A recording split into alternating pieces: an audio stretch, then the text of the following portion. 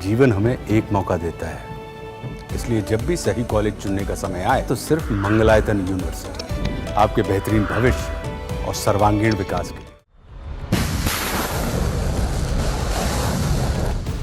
Rocket launcher,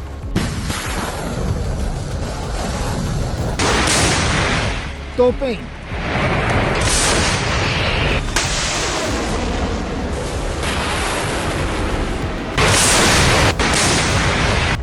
गरजते fighter jets और उड़ान भरते हेलीकॉप्टर।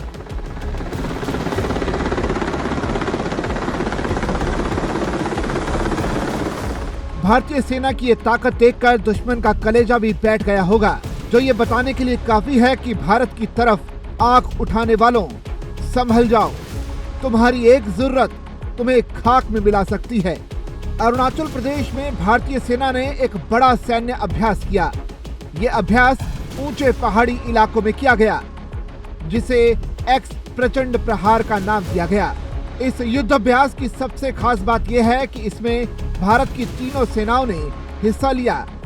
आर्मी, एयरफोर्स और नेवल फोर्स ने एक साथ दुनिया को अपनी ताकत का एहसास कराया। जाहिर है, अभ्यास भविष्य के युद्ध की तैयारी के लिहाज से किया गया। तीनों सेनाओं के संयुक्त युद्धाभ्यास अरुणाचल के ऊंचाई वाले इलाके के पूर्वी थिएटर में किए गए।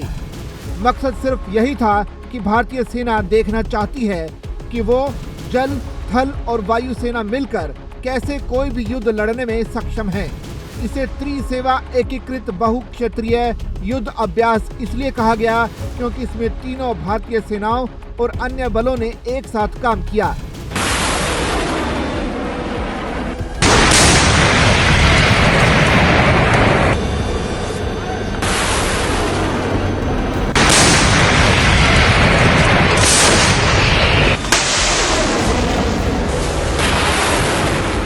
अब सवाल उठता है कि भारत को अचानक तीनों सेनाओं को साथ लेकर युद्धाभ्यास करने की जरूरत क्यों पड़ी। वैसे आप जानते ही हैं कि भारत को अपने दोनों पड़ोसियों चीन और पाकिस्तान से हमेशा युद्ध का खतरा बना रहता है। लिहाजा इस अभ्यास के लिए खासतौर पर ऐसे मुश्किल इलाके को चुना गया जहां भारत का इलाका चीन से सटा हुआ है और यहां हमेशा सैन्य तनाव रहता है।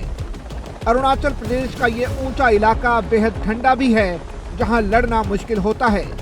इस युद्धाभ्यास के लिए अरुणाचल को चुनने के दो मकसद थे। पहला, चीन को भारतीय सेना की मजबूत ताकत की झलक दिखाना, और दूसरा मकसद, चीन हमेशा से अरुणाचल प्रदेश के कई इलाकों पर अपने दावे की बात कहता है।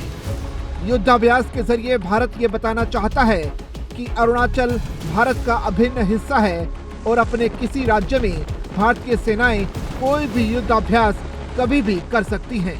बताया जा रहा है कि ये अभ्यास को करने के लिए कई तरह की जंग रणनीति आजमाई गई, जिनमें जमीन पर लड़ाई, हवा से हमला और तकनीकों का इस्तेमाल करते हुए हमले हुए। ये अभ्यास भारत की ताकत और एकजुटता को दिखाता है। जाहिर है, इस युद्धाभ्यास से पाकिस्तान को भी कड़ा संदेश चला गया होगा, जो फिलहाल सैन्य ताकत के मामले में भारत से काफी पिछड़ता हुआ दिख रहा है।